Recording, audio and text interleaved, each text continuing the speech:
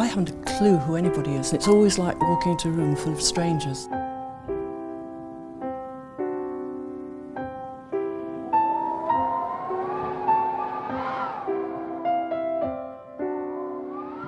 They don't look the same when you look at them. I mean, not at all. But afterwards, there's no memory of it. There's no way of referring back to it. I've been aware that I haven't recognised faces all my life. Prosopagnosia is also referred to as face blindness, and it's a cognitive condition characterised by a severe deficit in recognising faces. There are two different forms of prosopagnosia. So there's an acquired form, and in this case, people have suffered a neurological injury or neurological trauma, and they can no longer recognise faces. The second form is a developmental form, and in this case, people have just simply failed to develop these normal face processing skills.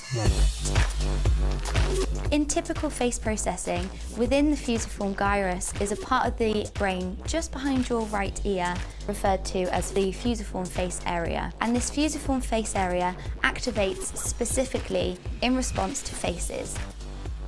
We now believe that developmental prosopagnosia may affect around 2 to 2.9% of the adult population. So perhaps 1 in 50 people may suffer from this developmental form of face blindness.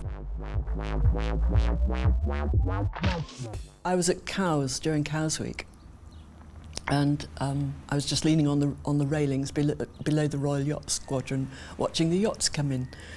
And this very charming old chap, dressed in really scruffy sailing gear, came up and leant on the rail beside me. And we had a bit of a banter and chat about the boats and so on.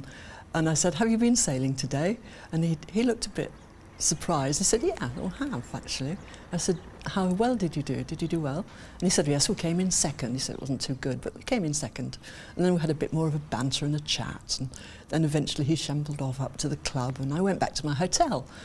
And as I went into the foyer, on the table was the local newspaper with a big photograph of this same man and a headline saying, "Duke of Edinburgh comes in second."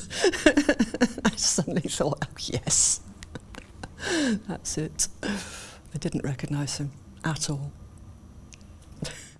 For researchers, it's very interesting to hear these experiences in the real world, because it highlights how severe the difficulties can be and how important it is for us to be able to find potential treatments and remedies for these difficulties. It must be very demoralising to talk to somebody for a long time and for them just to walk past you and not recognise you. And I feel very bad about that. So for that reason, I would like to find some way of getting over it. There are many people out there, potentially 1.5 million people in the UK alone, who suffer from developmental prosopagnosia, and they may not know it. They may not know that this is a disorder, it's known, it's recognised, and we're trying to do things to help them.